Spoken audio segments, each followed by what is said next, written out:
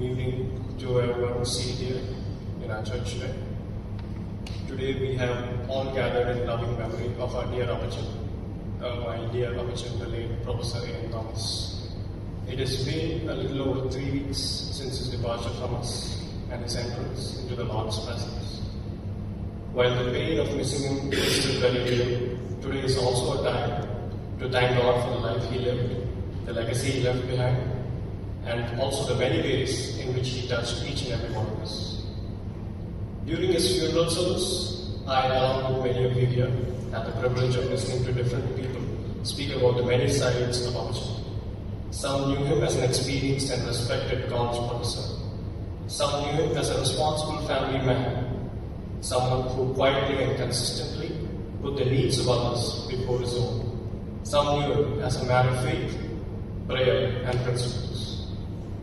But today, I stand here as his eldest grandson, and from that place, I would like to share my memories of him, not only as Professor Ian Thomas, but as my Apachan, a grandfather, a role model, and a man whose life taught me more than he probably ever realized. Apachan had an illustrious and scholarly career that lasted nearly 49 years, mostly as a professor in various colleges across India. Teaching was not just his profession, it was part of who he was. He carried knowledge with dignity and discipline.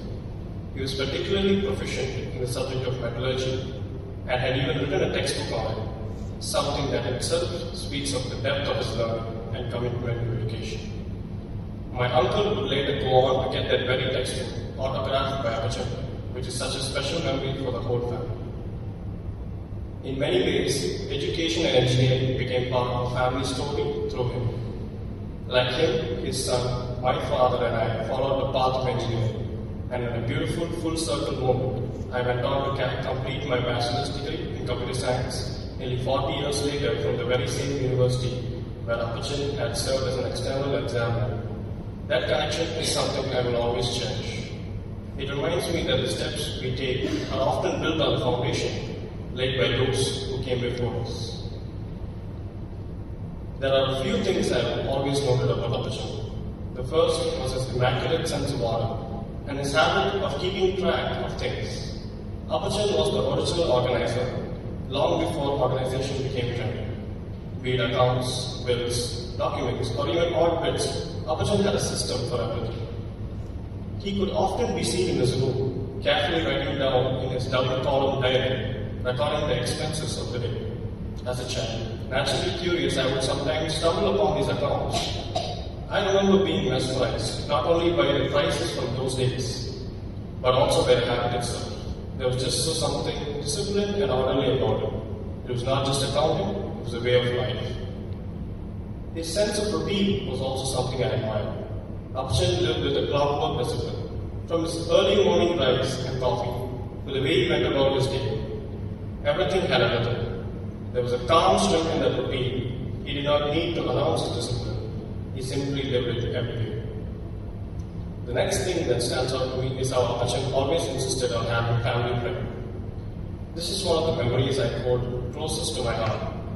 Just before dinner, the whole family would gather around and we would follow the familiar pattern: one English song, one Malayalam song, Bible readings from the children, and then a prayer to close. Apachan would sing and clap his hands, and he would bring along his songbook, Sacred Songs and Solos by Ira Lee Sankey. I later found out through my father that this book had been passed down by Apachan by his maternal grandfather, who had served as a CSI Apachan.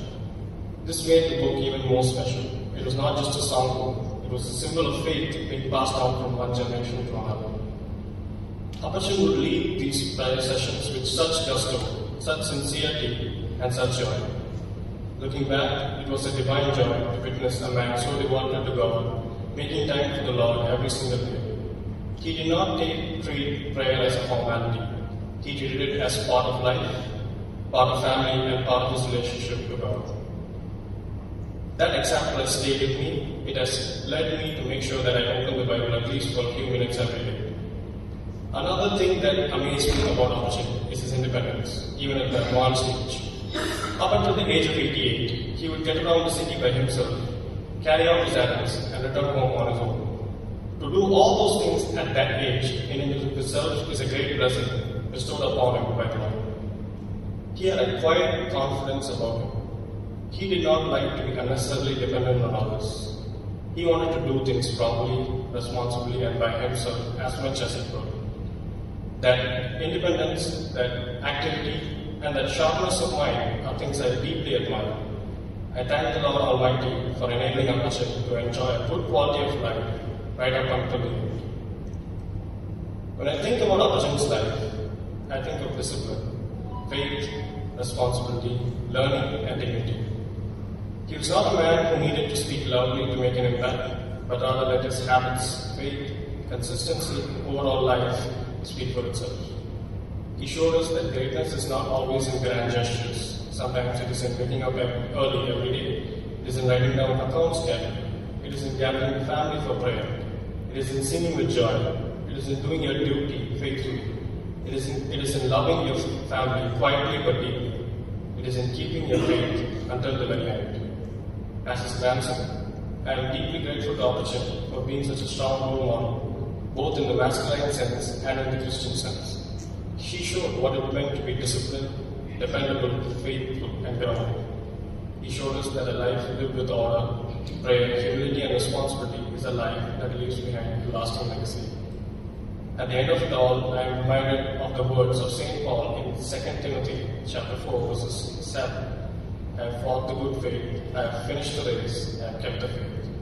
I believe those words beautifully reflect Apachan's life. He fought the good fight, he finished the race, he kept the faith.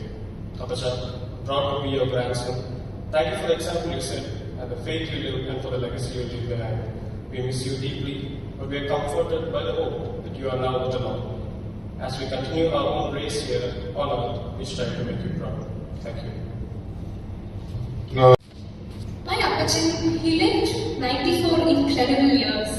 And if there's one thing I always remember, it's the way he initiated family prayer. Now, the speakers that spoke before me, they spoke about his time as a professor and his college days, but I got to spend the most time with him after he was retired, and I really liked the way he would facilitate a sense of prayerfulness in all of us.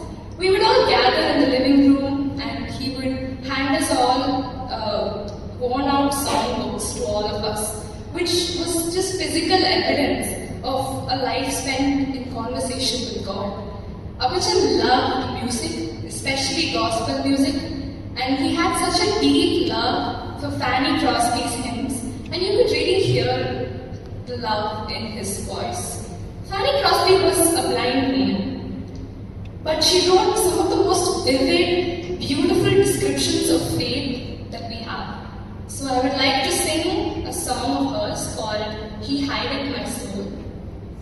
I haven't really prepared or anything. That's okay. How wonderful Savior is Jesus my Lord.